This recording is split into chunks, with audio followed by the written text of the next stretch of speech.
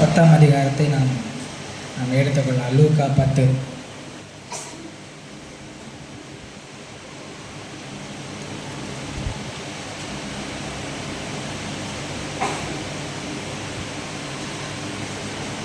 லூக்கா 10 நம்ம அனைவருக்கும் தெரிந்ததான ஒரு சம்பவமாக இருக்கலாம். ஒருவேளை சிலருக்கு புதுசாக இருக்கலாம். இது ரொம்ப எளிமையாக இருக்கும். நாம் அதை வாசிக்க போகிறோம். நீங்கள் பைபிளில் தினமும் நீங்கள் படித்து கொண்டிருப்பீர்களானால் உங்கள் கையில் ஒரு வருஷத்தில் பைபிளை படிக்கக்கூடிய ஒரு திட்டம் அது கொடுத்துருப்போம். அதை நீங்கள் படித்து கொண்டிருப்பீர்களானால் நீங்கள் லூக்கா புத்தகத்தில் சுவிசேஷ புத்தகத்தை நீங்கள் வாசித்து கொண்டிருப்பீர்கள். எத்தனையோ அதிகாரங்கள் நீங்கள் இந்நேரம் படித்து முடித்திருக்கலாம். நீங்கள் அப்படி படிக்க ஆரம்பிக்கலைன்னா இல்லை இடையில கொஞ்ச நாள் படித்து பாதியில் விட்டிருப்பீர்களானால் உங்களை உற்சாகப்படுத்துகிறேன். இந்த வருஷம் இப்போ தான் பாதி முடிஞ்சிருக்கு, இன்னும் இருக்குது. நீங்கள் தொடர்ச்சியாக அந்த பைபிள் ரீடிங் பிளானை நீங்கள் வாங்கி நீங்கள் அதை எதெல்லாம் நீங்கள் முடித்திருக்கிறீர்களோ அதை நீங்கள் டிக் போட்டு அப்படி பண்ணால் உங்களுக்கு உற்சாகமாக இருக்கும். தினமும் நான் இது எத்தனை பேர்கிட்ட இருக்குது, நீங்கள் இருக்கிறவர்கள் இதை நீங்கள் பிரயோஜனப்படுத்திக் கொள்ளலாம்.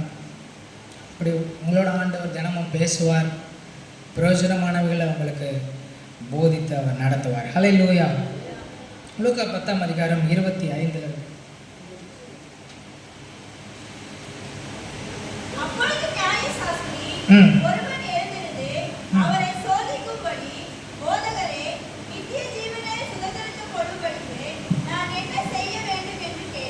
இதான் கொஸ்டின். நம்ம 25லேருந்து 37 வரை நாம் வாசிக்க போகிறோம். நியாயசாஸ்திரி என்றால் உங்கள் எல்லாருக்கும் ரொம்ப புரிகிற மாதிரி சொல்கிறதா இருந்தால் லாயர் உங்கள் எல்லாருக்கும் புரியும். இப்போ லாயர் எப்படி அந்த லா புக்கை சட்ட புத்தகத்தை எப்படி படித்து தேடியிருப்பாரோ அதே போல் நியாயசாஸ்திரி என்றால் இந்த லா என்று சொல்லும்போது நியாயப்பிரமாணம், அதான் இங்கிலீஷில் லா. நியாயப்பிரமாணம் என்று சொன்னால் ஆதியாகமம், யாத்ராகமம், லேவியராகமம், எண்ணாகமம், உபாகமம், இந்த 5 ஆகமங்கள் தான் மோசே எழுதி கொடுத்த ஆகமங்கள். இதுதான் லா புக், பென்டாடெக் என்று சொல்லுவார்கள். 5 ஆகமங்கள், இதுதான் இந்த லா. அப்போ இந்த நியாயசாஸ்திரி என்று சொல்லும்போது அவன் லாயர், நிறையா படித்து கற்று தெரிந்தவன், வசனம் நல்லா தெரியும், வசனம் நல்லா தெரிஞ்சு வச்சுருப்பான். சட்ட புத்தகத்தை எப்படி வழக்கறிஞர்கள் படித்து அது நல்லா வச்சுருக்கிறதுனால பாயிண்ட்டை கரெக்டாக சொல்கிறது போல் இந்த பைபிளில் இருக்கிற மோசே எழுதின ஆதியாகமம், யாத்ராகமம், லேவியராகமம், என்ன எது தீட்டு எது தீட்டு இல்லை, எது தப்பு, எப்படி பலி செலுத்தணும், இப்படி நிறையா கற்று தேர்ந்தெடுக்க, எது பிரமாணத்தில் எது முக்கியமான பிரமாணம் என்ன எல்லாம் அவனுக்கு தெரியும். அப்படிப்பட்டவன் இயேசு வீட்டத்தில் ஒரு கேள்வி கேட்குறான். என்ன கேள்வி கேட்குறான்? அவரை சோதிக்கும்படி. எல்லாம் இவனுக்கு தெரியும். அதனால் இயேசு சொல்லுகிற அந்த பதில் இந்த நியாயப்பிரமாணத்தில் இருக்கிற மாதிரி அவர் சொல்கிறாரா, இயேசு கரெக்டாக சொல்லுவாரா, இல்லை அவர் சொல்கிறதில்ல என்ன ட்விஸ்ட் வச்சு கேள்வி அவர்கிட்ட கேட்கலாம் என்றெல்லாம் அவன் யோசித்து ஒரு கேள்வி கேட்குறான். நித்திய ஜீவனை சுதந்திரித்து கொள்ளும்படிக்கு நான் என்ன செய்ய வேண்டும்? பாருங்கள், இது நம்ம எல்லாருக்கும் வர வேண்டிய ஒரு கேள்வி. நித்திய ஜீவனை சுதந்திரித்து கொள்வதற்கு நான் என்ன செய்ய வேண்டும்? உங்களுக்கெல்லாம் இந்த கேள்வி வந்திருக்கா? நம்ம எல்லாருக்கும் வர வேண்டிய ஒரு கேள்வி. நித்தியம் என்றால் முடிவில்லாமை, அழிவில்லாதது, அதான் நித்தியம். அப்போ நித்திய ஜீவன் என்றால் முடிவில்லாத ஒரு வாழ்க்கை. முடிவில்லாத வாழ்க்கை எப்போ இருக்குது? இந்த பூமியில் இருக்கா? சென்னை பட்டணத்தில் இருக்கா? இல்லை. என்னைக்கு நம்ம மரிக்கணும், இல்லை இயேசுடைய வருகை வந்து நம்மை மறுரூபமாக்கி அவர் எடுத்துக்கொள்ளணும். நித்திய ஜீவன், அதான் பரலோகம். நித்திய ஜீவன் ஒரு நல்ல ஒரு கொஸ்டின் கேட்குறாரு. நம்ம எல்லாருக்கும் வர வேண்டிய ஒரு கேள்வி. உங்களுக்கு இந்த கேள்வி வந்திருக்கணும். நித்திய ஜீவனை சுதந்திரித்துக் கொள்வதற்கு நான் என்ன செய்ய வேண்டும்? நித்திய ஜீவனுக்கு அப்படியே எதிர்மறையானது என்ன அப்படின்னா நித்திய மரணம், அதான் நரகம். அப்போ இந்த நரகத்திலிருந்து நம்மை காப்பாற்றி நித்திய நித்தியமாக அழிவில்லாமல் தேவனோடு வாழக்கூடிய அந்த வாழ்க்கை தான் நித்திய ஜீவன். அப்போ ஒரு நல்ல ஒரு கொஸ்டின் கேட்குறாரு. ஐயா போதகரே, போதகரே, டீச்சர், போதகர் என்றால் டீச்சர். இப்போ இந்த நியாயசாஸ்திரி இயேசுவை டீச்சர், குருவே, நான் எனக்கு சொல்லிக் கொடுங்க. ஆனால் எதுக்காக கேட்குறான்? சோதிக்கும்படிக்கு. நித்திய ஜீவனை சுதந்திரித்துக் கொள்வதற்கு நான் என்ன செய். நீங்கள் இந்த சுவிசேஷ புத்தகங்களை நீங்கள் படித்திருப்பீர்கள் என்றால், இயேசு இடத்துல ஒரு கேள்வி கேட்டால் அவர் என்ன பண்ணுவார்? மறுபடியும் ஒரு கேள்வி கேட்பார். அவரிடத்துல நீங்கள் எங்கே வேணால் நீங்கள் படித்து பாருங்கள், இயேசு இடத்துல ஒரு கேள்வி கேட்டால் உடனே அவர் ஒரு கொஸ்டின் கேட்பார். அப்போ இங்கே என்ன கேட்குறார் என்றால், அதற்கு அவர் நியாயப்பிரமாணத்தில் என்ன எழுதியிருக்கிறது, நீ வாசித்திருக்கிறது என்ன? இப்போ இயேசு அக்னாலேஜ் பண்ணுறார். இவன் வாசிக்க தெரிஞ்சவன், இவன் நியாய பிரமாணத்தை கரைச்சி குடித்தவன், இவன் ஒரு லாயர், இவன் ஒரு நியாய சாஸ்திரி, நல்லா பிரமாணம் தெரியும். அதனால அவன்கிட்ட கேட்குறாரு, நியாயப்பிரமாணத்தில் என்ன எழுதியிருக்கு, நீ அதை வாசித்திருக்கிறது என்ன அப்படின்னு கேட்குறாரு. அப்போ அவன் என்ன சொல்கிறான்? அவன் பிரதியுத்தரமாக, உன் தேவனாய கர்த்தரிடத்தில் உன் முழு இருதயத்தோடும், உன் முழு ஆத்மாவோடும், உன் முழு பலத்தோடும், உன் முழு சிந்தையோடும் அன்பு கூர்ந்து உன்னிடத்தில் அன்பு கூறுவது போல பிறனிடத்திலும் அன்பு கூறுவாக என்று எழுதியிருக்கிறது என்றான். சரியான பதில். 100 மார்க் போட்டுடலாம். ஏன்னா இவன் நம்மளுடைய நியாயப்பிரமாண புஸ்தகத்தை பார்க்கும்போது 3 சொல்லியிருக்கோம். முழு இருதயத்தோடு, முழு ஆத்மாவோடு, முழு பலத்தோடு மட்டும் போட்டிருக்கோம். சில இடத்துல முழு சிந்தையோடுன்னு சொல்லியிருக்கோம். இவன் எல்லாத்தையும் மொத்தமாக சேர்த்துட்டான். 4 காரியம் சொல்கிறான். முழு இருதயத்தோடு, முழு ஆத்மாவோடு, முழு பலத்தோடு, அப்புறம் முழு சிந்தையோடு. சிந்தையோடு அன்பு கூர்ந்து, அது மட்டும் சொல்லாமல் எக்ஸ்ட்ரா மார்க் 100க்கு மேலே மார்க் சொல்கிற மாதிரி எக்ஸ்ட்ரா ஒன்று ஆட் பண்ணுறான். என்ன சொல்கிறான்னா, உன்னிடத்தில் அன்பு கூறுவது போல பிறனிடத்திலும் அன்பு கூற. இப்போ தேவனிடத்தில் அன்பு கூறணும், அதே போல் பிறனிடத்திலும் என்ன பண்ணணும்? அன்பு கூறணும். சரியான பதில். இவன் சொன்ன பதிலை இயேசு பார்த்தோன்னே என்ன சொல்கிறார்? 28ல் அவர் அவனை நோக்கி, நிதானமாய் உத்தரவு சொன்னாய், அப்படியே செய், அப்பொழுது பிழைப்பாய். இயேசுகிட்ட வந்து கேட்ட அவனுக்கு அவர் சொல்கிறாரு, என்ன சொன்னியோ, நித்திய ஜீவனும் சுதந்திரத்திற்கு என்ன செய்ய வேணும்னு கேட்குறான். அப்போ சில பேருக்கு பார்த்திங்கன்னா மூளை அறிவு நிறையா இருக்கும், நிறையா வசனம் படிச்சிருக்கோம், நிறையா தெரியும். அது 1:1 என்ன கண்ணை மூடிட்டு கேட்டால், ஆதியில் தேவன் வானத்தை பூமி சிருஷ்டித்தார்.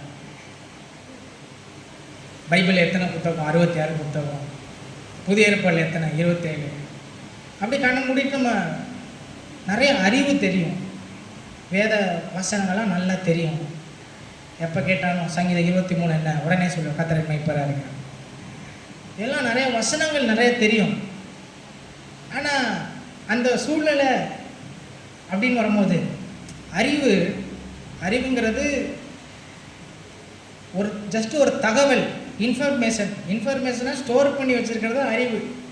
ஆனால் ஞானம், விஸ்டம் அப்படின்னா எதை ஸ்டோர் பண்ணி வச்சுருக்கிறோமோ அதை அப்படியே ப்ராசஸ் பண்ணி எந்த சூழலுக்கு அதை செயலாக்கப்படுத்தணுமோ அப்படி செயலாக்கப்படுத்துறது தான் ஞானம். ஹல்லேலூயா. அறிவுக்கும் ஞானத்துக்கும் நிறைய டிஃப்ரென்ஸ் இருக்குது. ஃபாதர் ஆஃப் நேஷன் யார் அப்படி கேட்டோன்னே டக்குன்னு சொல்லுவோம் மகாத்மா காந்தி, அது அறிவு. ஆனால் ஞானம் அப்படிங்கிறது நிறையா படித்து வச்சுருக்கோம் இல்லையா, பைபிளில் வசனம் தெரிஞ்சு வச்சுருக்கோம், சில சோதனைக்கு உள்ளாக நம்ம போயிட்டுருக்கோம்.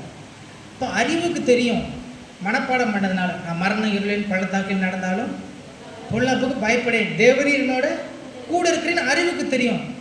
ஆனால் அந்த சூழலை நம்ம என்ன பண்ணிகிட்டு இருக்கோம்? பயந்துட்டு இருக்கோம். ஏன்னா அது ஞானமாக அது கன்வெர்ட் ஆகலை. அப்போ அறிவுக்கு தெரிஞ்சது அது ஞானமாக வந்து நான் இப்போ பயப்படக்கூடாது. ஏன்னா சொல்லியிருக்கிறார் ஆண்டவர், மரண இருளின் பள்ளத்தாக்கில் போனாலும், ஹாஸ்பிட்டலில் படுத்த படுக்கையில் இருந்தாலும், வியாதி வந்தாலும் இந்த இடத்துல யாருமே என்னோட இல்லாமல் போனாலும் கர்த்தர் என்னோட கூட இருக்கிறாரு, அதனால் நான் பயப்பட மாட்டேன் அப்படின்னு ஒரு மன தைரியம் கொண்டு பயப்படாமல் இருக்கிறது எப்போ வரும்னா அறிவு ஞானமாக மாற்றப்படும் போது. இப்போ இவருக்கு அறிவு நிறையா, லாயர் இல்லையா, நியாயசாஸ்திரி, டக்குன்னு சொல்லிட்டாரு, உன் தேவனாய கர்த்தரிடத்தில் முழு இருதயத்தோடு, முழு ஆத்மாவோடு, முழு பலத்தோடு, முழு சிந்தையோடு நீ அன்பு கூறணும், உன்னிடத்தில் அன்பு கூறுவது போல பிறனிடத்திலும் அன்பு கூற வேண்டும். டக்குன்னு அடிச்சிட்டார். இயேசுவும் அவரை பாராட்டுறாரு, சூப்பர், நீ நிதானமாக என்ன பண்ண உத்தரவு சொல்ற. ஆனால் அவர் சொன்ன ஒரு காரியம் தான் இன்னைக்கு செய்தி. என்ன சொல்கிறாருன்னா, அப்படியே இப்போ ரொம்ப இயேசுவோட ஆன்சர்ஸ் பதிலாம் ரொம்ப சிம்பிளாக இருக்கு. அவன் 100 வார்த்தை பேசினா இயேசு 2 வார்த்தையில் என்ன பண்ணிடுறாரு, முடிச்சிடறாரு. இயேசுவத்தில் வந்து கேட்டான், அவர் கேட்ட கேள்வி, நியாயப்பிரமாணத்தில் என்ன எழுதியிருக்கு நீ வாசிக்கவில்லையா அப்படின்னு கேட்டார். ஆனால் ரொம்ப நேரம் பேசுகிறான். அதுக்கப்புறம் இயேசுவர் அப்படியே அப்பொழுது பிழைப்பாய், சிம்பிளாக என்ன பண்ணார், முடிச்சிட்டார். அப்போ அவன் அடுத்து என்ன பண்ணுறான், விடலை. ஏன்னா அறிவு நிறையா இருக்கு இல்லையா, அறிவு இருக்கிறவங்க அறிவு தனக்கு இருக்குதுங்கிறத காமிக்கணும்னு விரும்புவாங்க. அதனால் அடுத்த வசனத்தில் பார்த்தா, அவன் தன்னை நீதிமான் என்று காண்பிக்க மனதாய் இயேசுவை நோக்கி, எனக்கு பிறன் யார்? ஒரு நல்ல கேள்வி. இப்போ திருப்பி என்ன பண்ணுறான், இயேசு இடத்துல கேள்வி கேட்குறான். ஏன்னா ஏன் பிறன்னா நெய்பர் என்று சொன்னால் நம்ம வீட்டு பக்கத்தில் இருக்கிறவங்க, நம்மளை சுற்றி இருக்கிறவங்க, அவங்க தான் நெய்பர் என்று சொல்லுவோம். அப்போ இவன் கேட்குறான், உன்னிடத்தில் அன்பு கூறுவது போல பிறனிடத்திலும் அன்பு கூறுவாயாக அப்படின்னு சொன்ன உடனே இவன் இயேசுவத்தில் இன்னொரு கேள்வி கேட்குறான், பிறன் அப்போ யாரு? நான் அன்பு கூற வேண்டிய அந்த பிறன் யார்? 2 கேள்வி இயேசுவத்தில் கேட்டான். ஃபர்ஸ்ட் கேள்வி என்ன, நித்திய ஜீவனை சுதந்திரத்துக் கொள்வதற்கு நான் என்ன செய்ய வேண்டும் அப்படின்னு கேட்டான். அடுத்து அவன் ஒரு காரியத்தை சொன்னான். இப்போ அடுத்த கேள்வி இயேசுவத்தில் என்னன்னா, பிறன் யார்? நான் நேசிக்க வேண்டிய அந்த பிறன் யார்? நெய்பர் யார்?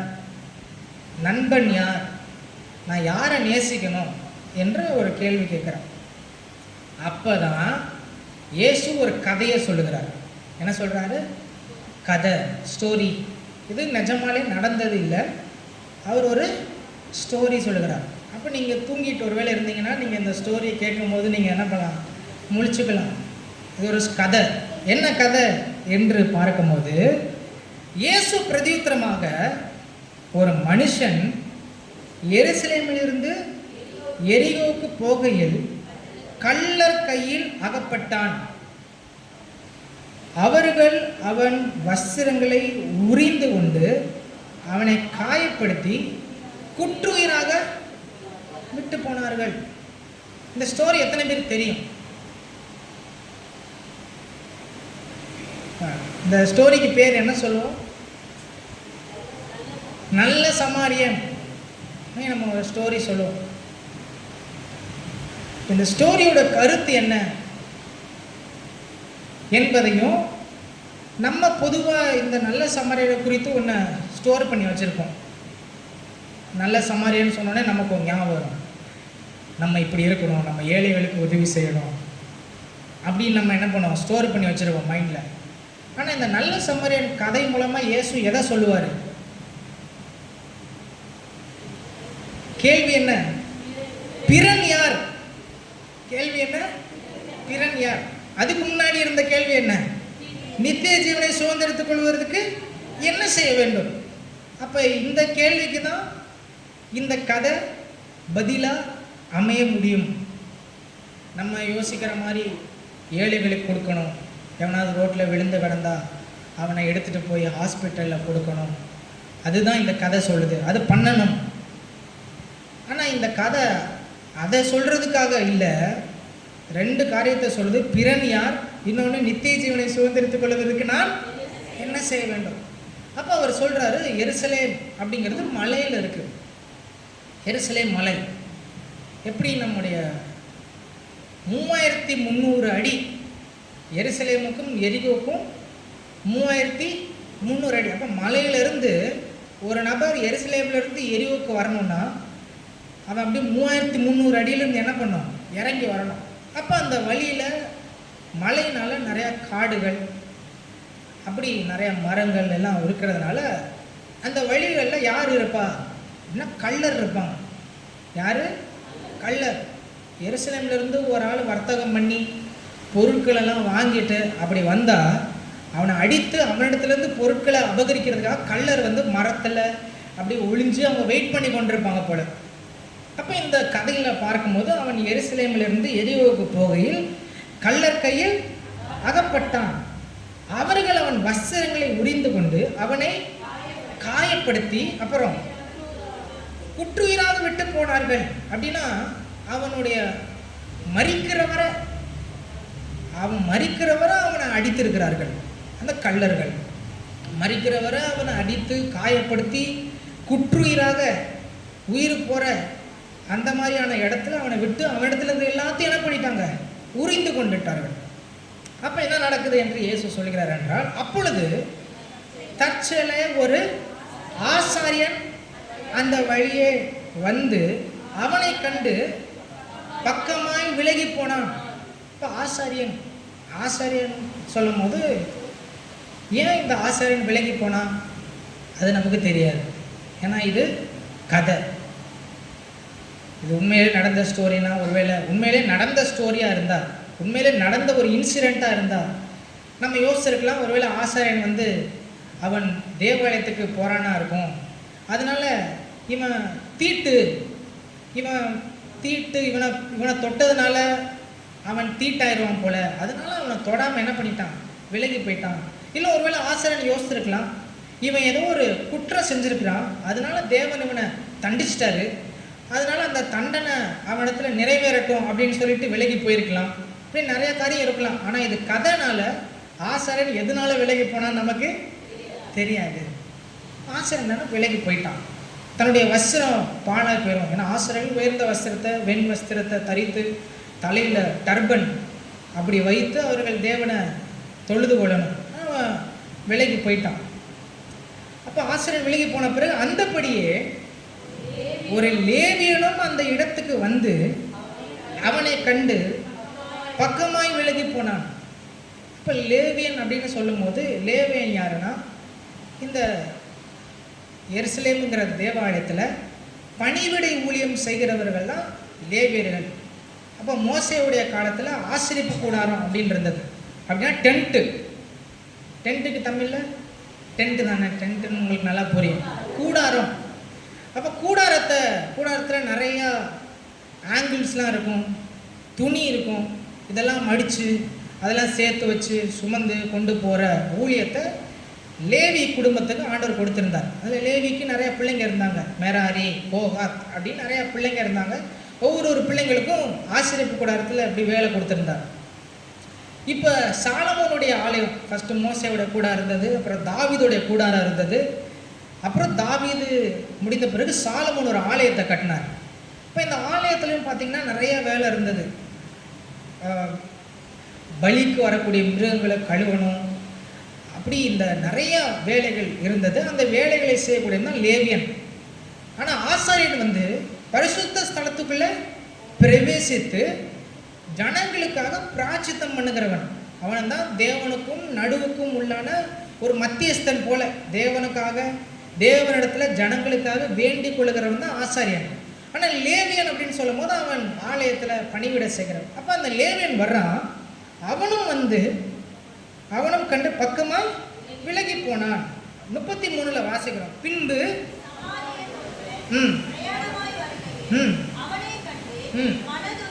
சமாரியன் இப்போ வரான். சமாரியன் ஒருவன் பிரயாணமாய் வருகையில் அவனை கண்டு மற்ற யார்கிட்டையுமே பார்க்க முடியாத ஒரு காரியத்தை யார்கிட்ட பார்க்குறான்? சமாரியன். பார்த்தவொடனே மனதுருகி. இப்போ ஃபஸ்ட்டு சமாரியனை பற்றி நம்ம தெரிஞ்சுக்கணும். யார் இந்த சமாரியன்? சமாரியர்னாலே இஸ்ரவேல் ஜனங்கள் சமாரியர்களை ஒரு நாயை போல தான் அவர்களை ட்ரீட் பண்ணுவாங்க. இஸ்ரவேல் ஜனங்கள் சமாரியர்களை ஒரு நாயை போல. ஏன் அப்படின்னா, இந்த தேவனுக்கு விரோதமாக இஸ்ரவேல் ஜனங்கள் பாவம் செய்த போது தேவன் அசிரியா என்கிற ஒரு நாட்டை கொண்டு வந்து இஸ்ரவேல் ஜனங்களை முழுவதையும் சூறையாடி சாலமோன் கட்டின ஆலயத்தை முற்றிலுமாக அழித்து தீ கொளுத்தி இங்கே இருக்கிற ஜனங்களை எல்லாம் கொண்டு போய் எங்கே வச்சுட்டான்? அசிரியாங்கிற இடத்துல வச்சுட்டான். இஸ்ரவேலில் இருக்கிற எல்லாரையும் கூட்டிகிட்டு போய் அசிரியாங்கிற நாட்டில் வச்சுட்டான். இப்போ நாடு வெறுமையாக இருந்தால் பாழாக போயிருமே. அப்போ நாடு வெறுமையாக இருக்கக்கூடாது. யாராலும் ஒரு ஆள் தங்குனாதான் விலங்குகள்லாம் வராமல் இருக்கும், மெயின்டைன் பண்ணும். அதனால் இந்த அசிரியா ராஜா என்ன பண்ணான்னா, ஏழையான கொஞ்சம் இஸ்ரவேல் ஜனங்களையும், அதாவது எதுவுமே செய்ய முடியாமல் ஏழையாக இருக்கிற சிலரையும் அசிரியா நாட்டிலிருந்து ஒரு திரள் கூட்டத்தையும் கொண்டு வந்து இஸ்ரவேலில் உட்கார வச்சு அவர்களை அந்த தேசத்துக்கு சொந்தமாக ஆக்கி அந்த இடத்துல தங்க வச்சுட்டான். அப்போ இந்த அசிரியா தேசத்திலிருந்து வந்து சமாரியாங்கிற பட்டணம், அதுதான் இஸ்ரவேலுடைய கேபிட்டல். எப்படி தமிழ்நாடுக்கு தலைநகர் என்ன? சென்னை போல இஸ்ரவேலுக்கு தலைநகர் வந்து சமாரியா. சமாரியாவில் அவன் வந்து எல்லாரையும் அசிரியர்கள்லாம் கொண்டு வந்து வச்சுட்டான். அப்போ இந்த அசிரியர்கள் வந்து என்ன பண்ணுவாங்க? ஏகோவா தேவனை ஆராதிப்பாங்களா?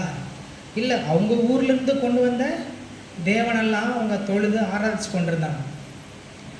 அப்படி அவர்கள் நடந்து கொண்டிருக்கும் போது ஒரு முறை தேவன் சிங்கங்களை வர விட்டுட்டார். இன்னும் சிங்கம் வந்து சில அசிரியர்களை கவி கொண்டு போன உடனே இந்த அசிரியர்கள் யோசிக்கிறாங்க, இந்த தேவன் ரொம்ப பெரியவர், ரொம்ப மகத்துவமானவர், நம்ம வந்து நம்ம நாட்டு முறையுமே இங்கே செஞ்சுக்கிட்டு இருக்கோம், அதனால இந்த இஸ்ரவேல் தேவனுடைய முறைமையை கற்று நம்ம செய்கிறதுக்கு எங்களுக்கு யாராவது அனுப்பணும் அப்படின்னு அந்த அசிரிய ராஜாட்ட கேட்ட உடனே அசிரிய ராஜா அடிமையாக கொண்டு போன ஆசாரியர்கள் சிலரை திருப்பி கொஞ்சம் பேரை அனுப்பி வைக்கிறான். அவர்கள் வந்து ஏகோவா தேவனை பற்றிலாம் பேசுகிறாங்க, இந்த நியாய பிரமாணத்தை பற்றிலாம் சொல்கிறாங்க. அப்படி சொன்னாலும் அவர்கள் 2-3 தெய்வங்களை என்ன பண்ணாங்க? தொழுது கொள்ள ஆரம்பிச்சிட்டாங்க. ஆனால் இஸ்ரவேலுக்கு யார் தேவன்? உன் தேவனாகிய கர்த்தர் ஒருவரே தேவன். அப்போ இந்த அசிரியா தேசத்தில் பலவிதமான தெய்வங்களை தொழுகை பண்ணுகிற ஒரு கூட்டம் 700-800 வருஷம் அப்படி இருக்கு. அப்போ இந்த எருசலேமுகளை, இப்போ இது இஸ்ரவேல் அப்படின்னு பார்த்தோம். அடுத்து யூதான்னு ஒரு அந்த கோத்திரத்துக்குள்ள, அதுக்குள்ளே தான் எருசலேம் இருக்குது, அங்கே தான் தேவாலயம் இருக்குது. அப்போ யூதர்கள் என்ன பண்ணாங்கன்னா, இஸ்ரவேலர்கள் தான் தீட்டுப்பட்டு போனாங்க. அப்போ நம்மளுடைய இனத்தை பாதுகாக்கணும் என்று சொல்லி இவர்கள் அசிரியர்களோட எந்த விதத்திலும் சம்பந்தம் கலவாமல் அவர்கள் அப்படி தனித்து தேவனுக்கென்று வாழ்ந்து கொண்டிருந்தார்கள். ஏன்னா அசிரியர்களோட சம்பந்தம் கலந்தால் என்ன ஆயிரும்? தீட்டுப்பட்டு போகும், கலந்துரும், ரேஸ் கலந்துரும், மிக்ஸ் ஆயிடுவாங்க. அதனால அவர்கள் அசிரியர்களை நாயை போல எண்ணி பேயை போல அவர்கள் என்ன பண்ணுவாங்க? அவங்களை பாதிப்பாங்க. அதுக்கு ஒரு ஊமை உங்களுக்கு சொல்லணும்னா, இயேசுவை குறித்து சொல்லும் போது யோவான் 8:48 எடுத்து வாசிங்கன்னா, யோவான் 8:48 குயிக்கா வாசிங்க. யோவான் 8:48.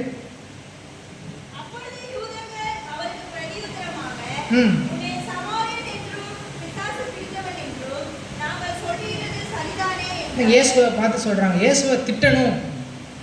இயேசுவை திட்டுறதுக்கு என்ன வார்த்தை யூஸ் பண்றாங்கன்னா, நீ ஒரு சமாரியன், நீ வந்து பிசாசு பிடித்திருக்கிறவன். அப்போ இந்த 2 வார்த்தையும் திட்டுறதுக்காக பயன்படுத்தப்படுகிற ஒரு வார்த்தை இயேசுவை பார்த்து சொல்கிறாங்க. அப்போ சமாரியனாலே ரொம்ப இழிவாக எண்ணப்படுகிற ஒரு கூட்டம். அந்த சமாரியா தேசத்தில், சமாரியா பட்டணத்தில் வாழுகிற ஒருவன் தான் இப்போ அந்த பக்கமாக வர்றான். அவன் யாரை பார்க்குறான்? இந்த எருசலேமிலிருந்து எரியோவுக்கு போகும்போது குட்டுகிறாக கிடக்கிற யூதனை பார்க்குறான். இந்த சமாரியன் யூதனை பார்க்குறான். யூதன் சமாரியனை எப்படி பார்ப்பான்? நீ ஒரு நாய், நீ ஒரு பேய், நீ பிசாசு பிடித்திருக்கவன், அப்படி அவனை இழிவா பார்க்கிறவன் தான் யூதன் சமாரியனை பார்க்கறது. இப்போ சமாரியன் யூதன் குற்றுயிரா கிடக்கும் போது அவனை பார்த்து என்ன பண்றான்? மனதுருகி அடுத்து கிட்ட வந்து அவனுடைய காயங்களில் எண்ணெயும் திராட்சரசமும் வார்த்து. இப்போ எண்ணெய் திராட்சரசம் அப்படின்னா இது ஆன்டிசெப்டிக். இங்கே ஏதாவது ஒரு காயப்பட்டால் உடனே டெட்டால் என்ன பண்ணுவோம், போடுவோம் இல்லையா, ஆன்டிசெப்டிக். அதே போல் இந்த எண்ணெய் திராட்சரசத்தை ஊற்றும் போது அந்த புண்ணு அப்படி கொஞ்சம் ஆறும், கொஞ்ச நேரம் கொஞ்சம் அவனுக்கு ரொம்ப அந்த பெயினில் இருந்து வலியிலிருந்து கொஞ்சம் நிவாரணமாக அவனுக்கு இருக்கும். அப்போ இந்த எண்ணெய் திராட்சரசத்தையும் அவன் என்ன பண்ணுறான், வார்த்து அப்படின்னு சொல்லும் போது போதுமான அளவு என்ன பண்ணுறான், ஊத்துறான். ஏதோ கொஞ்சம் எடுத்து தொட்டு வைக்கல, போதுமான அளவு அவனுடைய காயத்தில் என்ன பண்ணுறான், எண்ணெயும் திராட்சரசத்தையும் வார்த்து காயங்களை கட்டி. மேபி அவனுடைய வஸ்திரத்தில் இருக்கிற இந்த சமாரியன் அவனுடைய வஸ்திரத்தில் இருக்கிற சில பகுதிகளை கிழிச்சு அவனுடைய காயங்களை கட்டி சத்திரத்துக்கு கொண்டு போய் அவனை பராமரித்தான். அவனை தன் சுய வாகனத்தின் மேல் ஏற்றி. இப்போ தனக்குன்னு இருந்த சுய வாகனம்னு சொல்லும் போது கழுதையாக இருக்கலாம். அந்த கழுதையின் மேலே இவனை ஏற்றி ஃபஸ்ட் எய்டு கொடுத்துட்டான். அடிபட்டு கிடந்தவனுக்கு ஃபஸ்ட் எய்டு கொடுத்துட்டு சுய வாகனத்தின் மேலே ஏற்றி ஒரு சத்திரத்துக்கு கொண்டு போய் அவனை பராமரித்தான். அப்போ பராமரித்தான் என்று பார்க்கும்போது இவன் அந்த சத்திரத்துக்கு கொண்டு போய் நைட்டு முழுக்க அவனோட கூட இருந்திருக்கிறான். ஒரு நாள் நைட்டு ஃபுல்லாக அவனோட கூட அவனை கொண்டு போய் சேர்த்து. ஏன் ஒரு நாள் நைட் அவனோட இருந்தான் என்று பார்த்தா அடுத்த வசனத்தில் பார்க்கும்போது மறுநாளிலே தான் புறப்படும் போது, அப்போ ஒரு நைட் முழுக்க இவனை விழிப்பாக இருந்து அவனை பராமரிச்சிருக்கான். அவனை காயங்களை கட்டியிருக்கான். அவனுடைய காயங்களை எண்ணெயும் திராட்சரசனையும் வார்த்திருக்கான். அவன் மேலே மனதுருகி சுய வாகனத்தின் மேலே ஏற்றி அவனுடைய காயங்களை கட்டி இப்படிலாம் செஞ்சுருக்கான். அது மட்டும் இல்லாமல் மறுநாளிலே தான் புறப்படும் போது 2 பணத்தை எடுத்து சத்திரத்தான் கையில் கொடுத்து, நீ இவனை விசாரித்துக்கொள், அதிகமாக ஏதாகிலும் இவனுக்காக செலவழித்தால் நான் திரும்பி வரும்போது அதை உனக்கு தருவேன். இப்போ என்ன சொல்கிறான் அப்படின்னா 2 காசை எடுத்து அவனுக்கு கொடுக்குறான். அதை பற்றி என்ன சொல்கிறான்னா, இந்த 2 காசு அந்த சத்திரத்துக்கு கொடுத்தா, லாட்ஜ் அவன் தங்குபடி அவன் கொடுத்தா 2 மாதம் அவங்க என்ன பண்ணலாமா, தங்கலாமா. அப்போ இவன் சொல்கிறது எல்லாமே ரொம்ப தாராளமாக இருக்குது. எல்லாம் அன்பின் மிகுதியாக இருக்குது. எல்லாம் தியாகமான அன்பாக இருக்குது. எல்லாம் எல்லை மிஞ்சின அன்பாக இருக்குது. தாராளமான தியாகமான தேவைப்படுற வர எல்லையற்ற அன்பை மிகுதியாக என்ன பண்ணுறான், அவனுக்கு கொடுக்கறத பார்க்குறான். எண்ணெயும் திராட்சரசையும் வார்த்து ஊத்துறான். 2 மாதம் தங்குறதுக்கு காசை கொடுக்குறான். அது மட்டும் இல்லாமல் சொல்கிறான், நீ இவனை விசாரித்துக்கொள், அதிகமாய் ஏதாகிலும் இவனுக்காக செலவழித்தால் நான் திரும்பி வரும்போது அதை உனக்கு தருவேன். நான் மறுபடியும் வரும்போது இன்னும் இவனுக்காக என்ன காசு நீ செலவழிச்சால் நான் தர்றேன். இப்போ எல்லாமே பார்க்கும்போது தாராளமான எல்லை இல்லாத தேவைப்படும் வர அதிகமான அன்பா நம்ம இந்த ஸ்டோரியில் நம்ம பார்க்க முடியுது. யார் யாருக்கு பண்ணுறா, சமாரியன் யூதனுக்கு பண்ணுறான். அப்போ இந்த ஸ்டோரி அப்படியே வரும்போது இப்போ இயேசு அவனிடத்துல கேள்வி கேட்குறாரு. இப்போ இவ்வளோ நேரம் இயேசு கதை சொல்லிட்டாரு. இப்போ கேட்குறாரு, இப்படி இருக்க கள்ளர் கையில் அகப்பட்டவனுக்கு இந்த 3 பேரில் எவன் பிறனாய் இருந்தான், உனக்கு எப்படி தோன்றுகிறது? இப்போ 3 பேர் யாராரு? ஆசாரியன், லேவியன், சமாரியன். 3 பேரில் இந்த குற்றுகிறான் கிடந்த இவனுக்கு பிறன் யாரா இருந்தான், உனக்கு எப்படி தோன்றுகிறது அப்படின்னு அந்த நியாயசாஸ்திரத்தை மறுபடியும் என்ன பண்றார், கேட்கிறார். அதற்கு அவன் என்ன சொல்றான்? அதற்கு அவனுக்கு இரக்கம் செய்தவனே என்றான். எவன் இவனுக்கு இரக்கம் செஞ்சாலும் அவன் தான் பிறன். அப்பொழுது இயேசு அவனை நோக்கி, நீயும் போய் அந்தபடியே செய். இதில் 2 வார்த்தை. இந்த 2 வார்த்தை இந்த கதையுடைய தீம். என்ன வார்த்தை என்றால் 28 நாம் பார்த்தா நிதானமாய் உத்தரவு சொன்னாய், அப்படியே செய், அப்பொழுது பிழைப்பாய். அதே வார்த்தை மறுபடியும் இங்க வருது 37ல, நீயும் போய் அந்தபடியே செய், நீயும் அப்படியே செய். அப்படி செஞ்சா என்ன கிடைக்கும் சொல்லுங்க? அப்படி செஞ்சா என்ன கிடைக்கும்? நித்திய ஜீவன் கிடைக்கும். அப்ப இந்த மொத்த கதையோடைய, இந்த மொத்த காரியத்தோட பதில் என்னவா இருக்கும் அப்படின்னா, நித்திய ஜீவனை சுதந்திரித்துக் கொள்வதற்கு நான் என்ன செய்ய? இப்போ நம்ம யோசிக்கிற மாதிரி இந்த கதை சமூக நீதியை பற்றி பேசுது.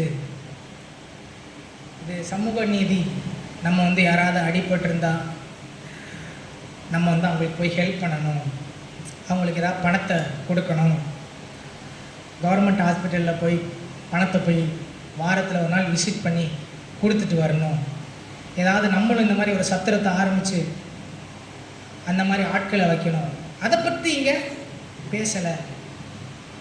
இங்கே கேள்விக்கான பதில், நித்திய ஜீவனை சுதந்திரித்துக் கொள்வதற்கு நான் என்ன செய்ய வேண்டும்? இப்போ இதை பார்க்கும்போது எல்லாமே இந்த அன்பு, இந்த சமாரியன்ட்ட இருந்த அன்பு தாராளமாக, ஏராளமாக, அதிகமாக, மிகுதியான அந்த அன்பை நம்ம பார்க்க முடியுது. அப்போ அவன் சொன்னான், உன்னிடத்தில் அன்பு கூறுவது போல பிறனிடத்திலும் அன்பு கூறுவாயாக. அப்போ தான் கேள்வி வருது, பிறன் யார்? இப்போ இங்கே பிறன் அப்படின்னு சொல்லும் போது இந்த சமாரியன் இந்த யூதனை பிறனா பார்க்கணுன்னு அவசியமே இல்லை. ஏன் அப்படின்னா இவங்க 2 பேரும் யாரு? எதிரி. 2 பேரும் எதிரி. என்னை நீ நாய் போல பார்த்தல, அதனால நீ இப்படி செத்துப்போ என்று அவன் சொல்லக்கூடியது தான் தகுதி, சொல்லக்கூடியது இயல்பு. ஆனால் அதை தாண்டி, அதை மிஞ்சி மிகுதியான அன்பை அவனிடத்தில் காண்பிக்கிறத நாம் பார்க்க முடிகிறது. இப்போ நான் உங்கள்கிட்ட ஒரு கேள்வி கேட்குறேன். தேவனாய கர்த்தரிடத்துல முழு இருதயத்தோடு, முழு ஆத்மாவோடு, முழு பலத்தோடு, முழு சிந்தையோடு நான் தேவனை பெர்ஃபெக்டாக அன்பு கூறுகிறேன், முழுமையாக அன்பு கூறுகிறேன், குறையில்லாமல் அன்பு கூறுகிறேன், மிகுதியாக நான் அன்பு கூறுகிறேன் அப்படின்னு சொல்கிறவங்க இருக்கீங்களா? தேவனிடத்தில் குறையே இல்லாமல், தேவனிடத்தில் முழு இருதயத்தோடு, முழு ஆத்மாவோடு, முழு பலத்தோடு, முழு சிந்தையோடு நான் பெர்ஃபெக்டாக நான் அன்பு கூறுறேன்ப்பா, முழுமையாக அன்பு கூறுறேன், எல்லையற்ற அன்பு கூறுறேன், குறை இல்லாமல் நான் தேவனை எப்போவுமே நான் அப்படி அன்பு கூறுறேன். ஏன்னா அப்படி அன்பு கூர்ந்தால் தான் என்ன? நித்திய ஜீவன். அப்போ அப்படி அன்பு கூறுறீங்களா? அன்பு கூறுறோமா? பெர்ஃபெக்டாக நான் தேவன் அன்பு கூறுறேன். இப்போ அன்பு கூறலை.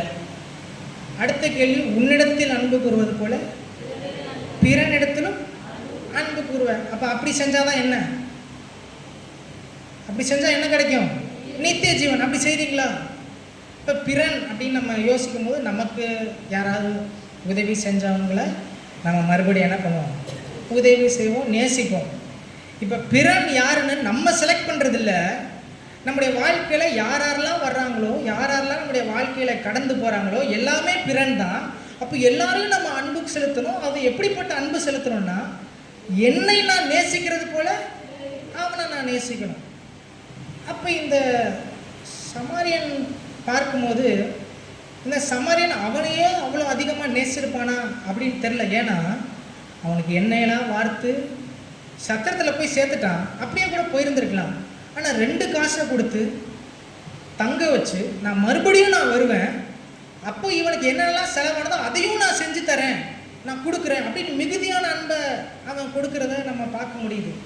அப்போ நம்ம எதிரிகளையும் பிறன் யாருன்னா நம்ம செலக்ட் பண்ணுறதில்ல. நம்ம நண்பர் யாராக இருக்கணும், யாருக்கு நம்ம உதவி செய்யணும் அப்படின்னு செலக்ட் பண்ணி நேசிக்கிறது இல்லை. உன்னிடத்தில் அன்பு கூறுறது போல் நீ யாரெல்லாம் வாழ்க்கையில் பார்க்குறியோ, யாரெல்லாம் வாழ்க்கையில் கடந்து வராங்களோ, யாரெல்லாம் உனக்கு தீமை செஞ்சாங்களோ, யாரெல்லாம் உனக்கு சேதப்படுத்துனாங்களோ எல்லாரையும் நீ அதே போல் நீ நேசி. அப்போ என்ன கிடைக்கும்? நித்திய ஜீவன் கிடைக்கும். அப்படி நேசிக்கக்கூடியவர்கள் இருக்கீங்க. அப்போ 2லேயுமே என்னது? ஃபெயிலு. ரெண்டுலேயுமே அவுட்டு. இப்போ பிரச்சனை என்ன அப்படின்னா, ஆண்டவர் சொன்னார், அப்படியே செய் அப்பொழுது பிழைப்பாய். அப்போ நம்மளுடைய ரெஸ்பான்ஸ் இப்போ என்னவா இருக்குது அப்படின்னா, ஆண்டவரே அப்படி செய்ய முடியலையே. நீங்கள் உண்மையான மனதோட நீங்கள் இப்போ உட்காந்துருப்பீங்கன்னா உங்களுடைய மனது எப்படி இருக்குன்னா, இந்த லூக்கா 18 ஒரு மனுஷன் தேவாலயத்தில் தூரமாக நின்று 2 பேர் இருப்பாங்க. ஒருத்தவங்க சொல்கிறான், ஆண்டவரே நான் உபவாசம் பண்ணுறேன், நான் தசமாக கொடுக்குறேன், காணிக்கை கொடுக்குறேன், நான் இத்தனை முறை நான் ஆலயத்துக்கு வர்றேன் அப்படிலாம் ஒருத்தவன் சுய நீதியை பற்றி பேசிகிட்டு இருக்கும்போது, ஒருத்தவன் தூரத்தில் நின்று கண்களை கூட ஏறெடுத்து பார்க்க துணியாமல் அவன் கீழே அப்படியே குனிஞ்சு, ஆண்டவரே பாவியாக இருக்கிற என்மேல் கிருபையாயிரும், பாவியாக இருக்கிற என்மேல். இன்னைக்கு நீங்கள் அந்த இடத்துல இந்த வசனத்தை கேட்கும்போது இருந்தீங்கன்னா உங்களுக்கு தான் இந்த செய்தி. ஹல்லேலூயா. சுய நீதியை தாண்டி நான் நிறைய வசனம் தெரியும், எனக்கு நிறைய தெரிஞ்சிருக்கும்பா. நியாயப்பிரமாணம் என்னன்னு கேட்டால் டக்குன்னு 10 சொல்லிடுவேன். முதல் கட்டில் என்ன செஞ்சால் டக்குன்னு சொல்லிடுவேன். நித்திய ஜீவனை சுதந்திரத்துக்கு என்ன பண்ணோம்? கத்திரத்தில் முழு இதயத்தோடு, முழு ஆத்மோடு, முழு பலத்தோடு, முழு சிந்தனை அன்பு கூறு, உன்னிடத்தில் அன்பு கூறு, பிறத்தில் அன்பு கூறு, எல்லாம் நான் சொல்லிடுவேன். ஆனால் அதை என்னால் செய்ய முடியல ஆண்டவரே. செய்ய முடியாத இடத்துல நான் இருக்கிறேனே, அப்போ எனக்கு நித்திய ஜீவனே கிடையாதா? நான் எப்படி அப்போ நித்திய ஜீவனுக்கு போகிறது? அப்போ ஒருவேளை இந்த நியாயசாஸ்திரி அவன் அங்கே கொஞ்ச நேரம் வெயிட் பண்ணியிருந்தானா அவன் இந்த கேள்வியை கேட்டிருக்கணும். ஏன்னா அவன் தன்னை நீதிமானாய் காண்பிக்க மனதா, அதுதான் சுயநீதி, நான் ரொம்ப நீதிமான் அப்படின்னு காண்பிக்க மனதா அவன் இயேசுவிடத்தில் கேட்டான். ஆனால் அவன் என்ன சொல்லியிருக்கணும், அவன் ரெஸ்பான்ஸ் என்னவா இருந்திருக்கணும்னா, என்னால் அப்படி செய்ய முடியல ஆண்டவரே, அப்போ எனக்கு நித்திய ஜீவனை நான் என்ன செய்கிறது, எனக்கு எப்படியாவது நீங்கள் நித்திய ஜீவனை கொடுக்கணும். அப்போ கேள்வி கேட்டும் கேள்விக்கான சரியான பதிலை அடையாமல் அவன் அப்படியே வீட்டுக்கு போயிட்டான். அப்போ இன்னைக்கு நமக்குள்ள இங்கே உட்காந்துருக்கும் போது பேட் நியூஸ் என்ன, கெட்ட செய்தி என்ன அப்படின்னா, இந்த நியாயப்பிரமாணத்தின்படி செஞ்சாதான் நீ பிழைப்ப. அதுதான் லா, அதுதான் நியாயப்பிரமாணம். நியாயப்பிரமாணத்தோட பிரச்சனையே என்ன அப்படின்னா, நீ இதெல்லாம் செஞ்சாதான் உனக்கு நித்திய ஜீவன். அதான் பேட் நியூஸ், கெட்ட செய்தி. அப்போ நம்ம எல்லாரும் அந்த கெட்ட செய்தியை கேட்டிருக்கோம். அப்போ நமக்கு இப்போ நமக்குள்ள ஒரு எண்ணம் வரணும்னா அந்த எண்ணம் எப்படியா இருக்கணும், ஆண்டவரே அப்போ நான் நித்திய ஜீவனை என்னால் சுதந்திரிக்கவே முடியாதா? என்ன வரக்கூடாதுன்னா, நான் இதுவரை யாருக்குமே உதவி பண்ணலையே, ரோட்டில் கிடந்தவனுக்கு யாருக்கும் ஹெல்ப் பண்ணலையே, அப்படிப்பட்ட எண்ணம் இல்லாமல் நீங்கள் எதிர்பார்க்குற நீதியை ஒரு நாளும் அப்போ என்னால் கொடுக்க முடியாது ஆண்டவரே. நான் ஏதோ நீதிமானா என் சுய நீதியின்படி நான் செய்கிறேன். ஆனால் நீங்கள் எதிர்பார்க்குற அந்த நீதி, நீர் எதிர்பார்க்குற அந்த ரைச்சியஸ்னஸ், உங்களுடைய தராசில் நீர் எதிர்பார்க்குற அந்த நீதியை என்னால் எப்பவுமே கொடுக்க முடியலையே, என்னால் பெர்ஃபெக்டாக உண்மை நேசிக்க முடியலையே, என்னால் மற்றவங்களையும் பெர்ஃபெக்டாக நேசிக்க முடியலையே, நான் குறைவற்றவனாக இருக்கிறேனே அப்படி என்று சொல்லும்போது தான் இங்கே ஒரு குட் நியூஸ் வருது, நல்ல செய்தி வருது. என்ன செய்தி என்றால், தேவன் இந்த கிறிஸ்தவ வாழ்க்கை, இந்த ரட்சிப்பு, இந்த நித்திய ஜீவன், இதை தாங்கி பிடிக்கிற 3 தூண்களை உங்களுக்கு நான் சொல்ல போகிறேன். நம்ம கிறிஸ்தவ வாழ்க்கைக்கு ஆதாரமான 3 தூண். இந்த தூண் இல்லாமல் இருந்தால் கிறிஸ்தவ வாழ்க்கை நிற்காது, நித்திய ஜீவனை பெற முடியாது. இப்போ 3 தூண். அப்போ இந்த 3 தூண் தான் குட் நியூஸ். என்ன குட் நியூஸ் என்றால், 3 பில்லர்ஸ் என்று சொல்வார்கள். நித்திய ஜீவன் எப்படி கிடைக்கும்? அப்போ முதலாவது தூண் கிருபையினால் மட்டுமே. சொல்லுங்க, கிருபையினால் மட்டுமே. சத்தமாக சொல்லுங்க. முதல் தூண் அதான். நித்திய ஜீவன் எப்படி கிடைக்கும்? சொல்லுங்க, நித்திய ஜீவன் எப்படி கிடைக்கும்? அங்கே பேட் நியூஸ் என்ன அப்படின்னா, அப்படியே செய் அப்பொழுது பிழைப்பாய். அப்படியானா செய்ய முடியலையே. அப்போ நித்திய ஜீவனை ஆண்டவர் எப்படி கொடுக்குறாருன்னா, கிருபையினால் மட்டுமே நமக்கு கொடுக்கிறார். அடுத்த தூண் என்ன? விசுவாசத்தினால் மட்டுமே. சொல்லுங்க. விசுவாசத்தினால் மட்டுமே. நித்திய ஜீவன் எப்படி கிடைக்கும்? விசுவாசம் மட்டுமே. இன்னொரு தூண், அது என்னன்னா கிறிஸ்துவினால் மட்டுமே. ஹல்லேலூயா. எதனால? கிறிஸ்துவினால் மட்டுமே. நீங்க உட்கார்ந்துருக்கிறீங்கன்னா இன்னைக்கு ஆண்டவர் உங்களுக்கு நித்திய ஜீவனை இந்த 3 தூண் அடிப்படையில் உங்களுக்கு கொடுக்குறாரு.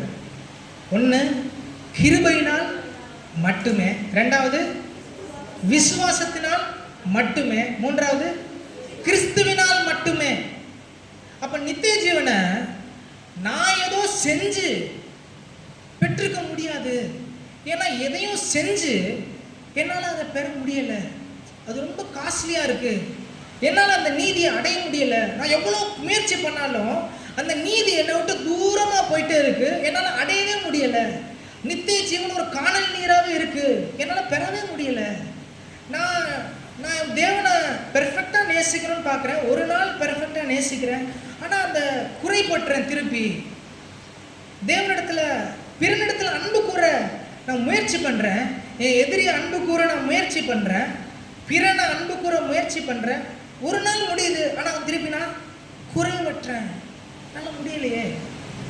ஆண்டவர் சொல்றாரு, உனக்கு நித்திய ஜீவனை அப்படியே செய், அப்பொழுது பிழைப்பாய் அப்படிங்கிறது பேட் நியூஸு. அது நியாயப்பிரமாணம். அந்த நியாயப்பிரமாணத்தின் நீதியை நிறைவேற்றினவராய் இயேசு வந்தார். அந்த இயேசுவை நம்ம விசுவாசித்தா நமக்கு நித்திய ஜீவனை கொடுக்குறார். ஹல்லேலூயா. அவர் எப்படி கொடுக்குறாருன்னா கிருபையினால் நமக்கு கொடுக்குறார். நம்ம ஏதோ செஞ்சு வாங்கலை. ஆண்டவர் கிஃப்டாக நமக்கு என்ன பண்ணுறாரு? அப்போ கிஃப்டை மற்றவங்களுக்கு நம்ம கொடுக்கும்போது தகுதியை பார்த்து கொடுப்போமா? இல்லை. ஆண்டவர் நித்திய ஜீவனை இயேசு என்கிற தகுதியின் அடிப்படையில் நமக்கு கொடுத்துருக்கிறார். ஹல்லேலூயா. நம்ம தகுதியின் அடிப்படையில் நமக்கு கொடுக்கல. இயேசு என்கிற தகுதியின் அடிப்படையில் உங்களுக்கும் எனக்கு எதை கொடுத்துருக்கிறாரு? நித்திய ஜீவனை கிருபையினால் கொடுத்துருக்கிறார். அடுத்து விசுவாசத்தினால் கொடுத்துருக்கிறார். இப்போ நித்திய ஜீவனை எப்படி சுதந்திரிக்கணும்னா, இங்கே உட்காந்துட்டு சந்தேகத்தோட நமக்கெல்லாம் நித்திய ஜீவனே கிடைக்காதுப்பா, நம்மளாம் நரகம் தான் அப்படின்னு சர்ச்சில் உட்காந்துட்டு இருக்கக்கூடாது. விசுவாசிக்கணும். நான் இயேசுவை விசுவாசித்திருக்கிறேன். அவர் எனக்கு நீதியை கொடுத்துருக்கிறாரு. அவருடைய ரத்தத்தினால் எனக்கு கழுவி இருக்கிறாரு. எனக்கு நித்திய ஜீவன் உண்டு. ஹல்லேலூயா. நித்திய ஜீவனை கொடுப்பேன் என்பதே அவர் நமக்கு கொடுத்த வாக்குத்தத்தம். ஆண்டவர் கொடுத்த வாக்குத்தத்தத்தில் நான் வாழாக்காமல் தலையாக்குவேன், கீழாகாமல் மேலே, எல்லா வாக்குத்தத்தை காட்டிலும் சிறந்த வாக்குத்தத்தம் என்னன்னா, உனக்கு நான் நித்திய ஜீவனை என்ன பண்ணுறேன்? கொடுக்குறேன். இயேசுவை விசுவாசிக்கிற உங்களுக்கு நித்திய ஜீவனை கொடுக்குறார். விசுவாசத்தினால் கொடுக்குறார். விசுவாசத்து இருக்கணும். ஆண்டவர் நான் இங்கே மறிச்சேன்னா ஆண்டவர் என்னை நித்தியத்தில் என்னை கொண்டு போவார். அதற்கேற்றபடி நான் வாழுவேன். மூன்றாவது கிறிஸ்துவினால் மட்டுமே. இயேசு கிறிஸ்துவினால் மட்டும்தான் நித்திய ஜீவனை கொடுக்க முடியும். இயேசுவும் கொடுப்பாரு, அந்த தெருவில் இருக்கிற மாதாவும் கொடுப்பாங்க. இயேசுவும் கொடுக்குறாரு. அந்த மாதாவுடைய ஜபத்தில் கொஞ்சம் கலந்துக்கிட்டா இறக்கப்பட்டு பரிந்துரை பண்ணி நமக்கு கொடுப்பாங்க. அப்படி இல்லை, யாரும் பரிந்துரையெல்லாம் பண்ண முடியாது. இயேசு கிருபையா அவரே நம்ம அன்பு செலுத்தி கொடுக்கறதா நித்திய ஜீவன். ஹல்லேலூயா. அதனால் 3 பில்லர்ஸ், 3 தூண் உங்கள் வாழ்க்கை நிற்கணும்னா, கிறிஸ்தவ வாழ்க்கை நிற்கணும்னா இந்த 3 தூண் தேவை. ஒன்று கிருபையினால் மட்டுமே, இன்னொன்று விசுவாசனால் மட்டுமே, இன்னொன்று இப்போ இயேசுவை நான் ஏற்றுக்கொண்டுட்டேன். இப்போ நான் பெர்ஃபெக்டாக நான் நேசிக்கிற, இப்போ இயேசுவை ஏற்றுக்கொண்டதுனால அன்பின் ஆவியானவரை நமக்குள்ளே கொடுத்துருக்கிறார். என்ன பண்ணியிருக்கிறாரு? அன்பின் ஆவியானவர். இப்போ என்னால் முழுமையாக பெர்ஃபெக்டாக தேவனையும் பிறனையும் நேசிக்க முடியாவிட்டாலும் நான் இப்போ நேசிக்க தொடங்கியிருக்கிறேன். நான் முயற்சி பண்ணி கொண்டே இருப்பேன். ஹல்லேலூயா. அப்போ நேசிக்கணும், தேவனை நேசிக்கணும், பிறனை நேசிக்கணும். அப்போ இதுக்கு உதவி செய்கிறதுக்கு அன்பின் ஆவியானவர் என்ன பண்ணியிருக்கிறாரு? உள்ளே கொடுத்து, ஆண்டவரே என்னுடைய நேசிக்க முடியாத பகுதிகளை எனக்குள்ள பரிசுத்த ஆவியானவர் எனக்கு வந்து என்னுடைய கணவனை நேசிக்க எனக்கு உதவி செய்ய ஆண்டவரே. பிறனெல்லாம் தாண்டி ஃபஸ்ட்டு நம்முடைய வீட்டில் உள்ளவங்களை நேசிக்கிறதே பெரிய காரியமாக இருக்கு. பிறன் யார்? என் மனைவி தான் ஆண்டவரே. உன்னிடத்தில் அன்பு கூறுவது போல உனக்கு மட்டும் நிறையா பீஸ் வந்துருச்சு, எனக்கு இல்லை, பீஸ் இல்லை. உன்னை நேசிக்கிறது போல பிறனையும் நேசி. உனக்கு மட்டும் அது கிடச்சிருச்சு, நீ மட்டும் 3000 ரூபாய்க்கு ட்ரெஸ் வாங்கிட்டு எனக்கு 1000 ரூபாய்க்கு தான் ட்ரெஸ் வாங்கிட்டேன். இல்லை, நேசிக்க எனக்குள்ளே இப்போ பரிசுத்த ஆவியானவர் உள்ளே வந்திருக்கிறாரு. நான் இப்போ பெர்ஃபெக்டாக நேசிக்க முடியாட்டாலும் நான் அவருடைய கிருபையினால், விசுவாசத்தினால, இயேசு கிறிஸ்துவின் மூலமாக நான் தேவனையும் நேசிப்பேன், பிறனையும் நான் நேசிக்க நான் ஆரம்பிச்சிருக்கிறேன். ஹல்லேலூயா. அப்போ நித்திய ஜீவனை சுதந்திரத்திற்கு என்ன செய்ய வேண்டும்? கிருபையினால, விசுவாசத்தினால, கிறிஸ்துவினால நித்திய ஜீவன் என்ன பண்ண வேண்டும்? பெற்றுக்கொள்ள வேண்டும். நித்திய ஜீவன் ரொம்ப தூரம் ஆயிடுச்சு, நமக்கெல்லாம் கிடைக்காதுன்னு யோசிக்கக்கூடாது. ஆண்டவர் உங்களுக்கு கொடுத்துருக்கிறார். இயேசு உங்களுக்குள்ளே வந்துட்டாருன்னா ஜீவன் உள்ளே வந்துருச்சு. என்ன சொல்ல? நானே வழியும் சத்தியமும் ஜீவனமாக இருக்கிறேன், என்ன இல்லாமல் ஒருவனும் பிதாவிடத்தில் வரான். அப்போ இயேசு உள்ளே இருக்கிறாரா? அதுவும் சந்தேகத்தோடு இருக்கக்கூடாது. விசுவாசத்தினால இயேசு எனக்குள்ளே வாசம் பண்ணுகிறார். ரட்சிப்பு, பரிசுத்த வாழ்க்கை, பரலோகம், நித்திய ஜீவன் எல்லாமே எதன் அடிப்படையில் கிடைக்குதுன்னா விசுவாசம். நான் எதையும் பார்க்கல, ஆனால் இந்த சத்தியத்தின்படி நான் நம்புகிறேன். இந்த சத்தியத்தில் எழுதியிருக்கிறத நான் நம்புகிறேன். விசுவாசங்கிறது சொல்லி முடிக்கிறேன். விசுவாசங்கிறது எதையோ நம்புறது இல்லை, தப்பாக எடுத்துக்கூடாது. நீங்கள் விசுவாசங்கிறது எதையோ நம்புறது பேர் விசுவாசம் கிடையாது. அதாவது ஒரு 2வது மாடியிலேருந்து நான் இப்போ கீழே குதிப்பேன், எனக்கு எதுவுமே ஆகாது அப்படின்னு நான் நம்பினேன். ஆனால் பார்த்தா கைவால்லாம் முறிஞ்சிருச்சு, ஹாஸ்பிட்டலில் அட்மிட்டாக இருக்கேன். நான் விசுவாசித்தேன். அப்படி எதையோ நம்புறது பேர் விசுவாசம் இல்லை, இந்த சத்தியத்தை நம்புறது பேர் தான் என்னது? விசுவாசம். புரியுதா உங்களுக்கு? எதையோ ஒன்று விசுவாசிக்கூடாது. நான் ஜோம் பண்ணும் போது ஆண்டவர் 100 ரூபாய் என் பாக்கெட்டில் வைப்பார். நீ எதையும் என்ன பண்ணக்கூடாது? ஆண்டவர் வந்து கள்ள நோட்டு அடிக்க மாட்டார். அப்போ உங்கள்கிட்ட 100 ரூபா பாக்கெட்டில் வரணும்னா ரிசர்வ் வங்கியிலேருந்து பெர்மிஷன் வாங்கி அந்த நோட்டை தான் எடுத்து வைக்க முடியும். புதுசாக ஒரு நம்பர் இயேசு பரலோகத்திலிருந்து அச்சடித்து கொடுக்க மாட்டார். அப்போ எதையோ நம்புறது விசுவாசம் இல்லை, சத்தியத்தின்படி அப்போ இந்த சத்தியம் சொல்லுது உனக்கு நீதி இயேசுவை நம்பினேன்னா உனக்கு நித்திய ஜீவன்.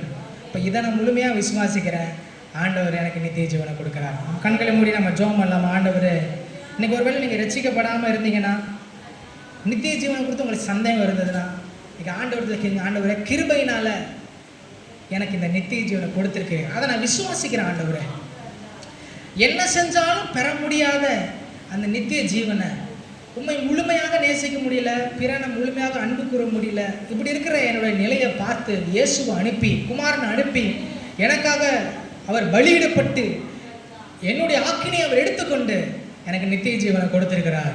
அதற்காக உங்களுக்கு ஸ்தோத்திரம் ஆண்டவரே. அப்படி கண்களை மூடி சொல்லுங்க, ஜோம் பண்ணி, நான் இந்த நித்திய ஜீவனை பெற்றுக்கிறேன். விசுவாசத்தினால சந்தேகங்கள் மாறட்டும், பிசாசு சொல்லுகிற பொய்கள் மாறட்டும். நீலாம் பரலோகத்துக்கு வர மாட்டேன், உனக்கெல்லாம் நித்திய ஜீவன் கிடையாதுங்கிற பொய்கள் மாறி ஆண்டவர் எனக்கு கொடுத்துருக்காங்க. விசுவாசத்தோட அப்படியே ஸ்தோத்திரம் பண்ணி ஜோம் பண்ண